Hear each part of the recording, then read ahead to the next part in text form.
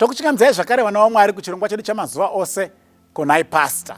Vatanga kuchibata nhasi pachirongwa pano tiri kuedza kubatsirana kupindura mibvunzo yatogona kunge tinayo inopinduka neumbo hunowanikwa mukati meBhaibheri.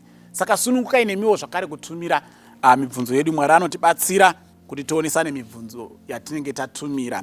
Mubvunzo watiri kupindura nhasi uri kuti iwo Ko Nhai Pastor, Jesu akafira zvivi zvipi iye akafa tisati tambozvarwa? Saka ari kuti panonzi Jesu akatifira zvivi zvedu, ndezvipi zvacho? Ini ndisati ndatombobarwa iye akatofa. Ndakazosara ndobarwa ndikazotadza Jesu wacho atofa. Saka akafira zvipi ndisati ndavapo ndisati ndatadza? Ndo mubvunzo wabvunzwa panapa. Ngatitange taverenga vhesi iri padhuze nestatement iyo yekuti Jesu akafira zvivi zvedu tisati tavapo. Romans chapter 5 verse 8. But God demonstrates his own love towards us in that while we were still sinners, Christ died for us. Saka iri kutoti tichiri vatadzi Jesu akatifira. Saka uyari kuti papi pacho patiri vatadzi iye akafa tisati tavapo. Saka that's the how part that this person wants answered. Papi pacho ndanisati ndavako, but vhesi iri kuti Jesu akandifira ndichiri mutadzi, ndandambobarwa here. Dai afawo ka 2022 ndoti kafirawo zvangu because ndandapo and ndandatotadza. Saka ndomubvunzo wapera kutarisa 1 Corinthians 15 verse 22. 1 Corinthians 15 verse 22 inoti iyo, for as in Adam all die, even so in Christ all shall be made alive. Now rufu rwakauya kanzi tese tinofa muna Adam. Ndo concept yatira kuti understand kuti kana Bible ichiti muna Adam riri kurevei, because tika understand that concept yekuti we all die in Adam, then we understand the concept yekuti Jesus died for us, because Jesu akafa and kana tatiri muna Adam Jesu achifa, then it should be very clear kuti zvinorevei kuti Jesu akatifira whilst we were still sinners. But regai timboverenga zvakare Hebrews 7 verse 9 and 10.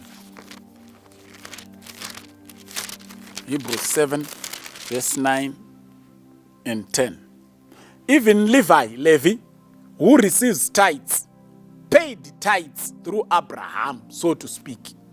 For he was still in the loins of his father when Melchizedek met him. Now, apa ndo pane chiravo chinotsanangura nyaya yese. Zvanzi Abraham paakaendesa chegumi kuna Melchizedek, kunyangwe Levi muzukuru wake, kunyangwe anga asati abarwa, nayewo akatodzoserawo chegumi muna Abraham. Zvanzi sei? Because aiva muchanzi anga achiri muchiunu chaAbraham.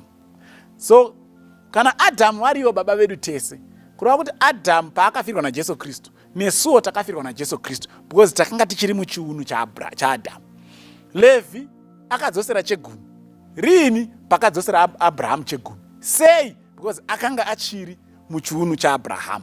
Saka pari kunzi while we were still sinners, Christ died for us. Tinokwana pakuti Jesu akafa nekuda kuti chivi chakauya naAdam, ndo chakauya kuzofira Jesu Kristu. Saka kana tichitenda kuti Adam ndo baba wemarudzi, kureva kuti taiva muchiunu chaAdam, Jesu paanga achifira Adam anga achifirawo zvakare iwe neni. Ngaindiverenge vhesi yekupedzisira manje, John 1 vhesi ya 29. Teeresai vhesi iyi. The next day John saw Jesus coming towards him, and he said, behold, the Lamb of God who takes away the sin of the world. Very, very careful choice of words yakaitwa na John. Jesus is the Lamb of God which takes away the sin, S-I-N, of the world. Jesus is not the Lamb of God which takes away the sins of the world. Zvatinoti sins zvivi, those are symptoms of the sin problem. Chakauya kuzofira Jesu is the sin problem. No, yatinobatwa nayo tese even at birth, the sin problem. Nekuti kunyangwe kamwana kasina akadzidzisa kunyepa nekunyima, unoona kachingodai kasiti kakutogona kutaura, kakutogona kukwidza makadza kachita handini iko kariko. Hapana aendesa mwana uyu kuchikoro chekunyepa, but kakutogona kunyepa because makari mune sin, mune mhodzi yechivi. Iyoyo mhodzi yechivi ndo yakauya kuzofira Jesu, ndo yakapinda muna Adam, ndo yatakatakura tese tiri muchiunu chaAdam, ndo yakauya kuzofira Jesu Kristu. Jesu haana kuuya kuzofira vanhu kunyepa kwawo. Jesu akauya kuzofira chinokonzeresa kuti munhu anyepe. Jesu haana kuuya kuzofira vanhu umhondi. Jesu akauya kuzofira chinokonzeresa kuti munhu azoponde umwe munhu, ndo chinonzi chivi.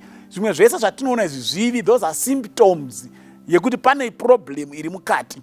Kona munhu achinyepa, musadhile nekunyepa, dhilai nechiri mukati chinomukonzeresa kunyepa. Ndo chakauya kuzofirwa naJesu Kristu. Saka ichocho tese takachitakura patakangotakurwa mumimba yababa vedu, yamai vedu, because takatakurwa muchiuno chaAdhamu. Adhamu sababa vedu akatambidza mhodzi iyoyo kwatiri inozokonzeresa umhondi, kunyepa, kuba, kutyora sabata, kunyamata zvifananidzo, kutora mukadzi woumwe. Zvese izvozvo zvinokonzereswa nemhodzi yechinhu chinonzi sin.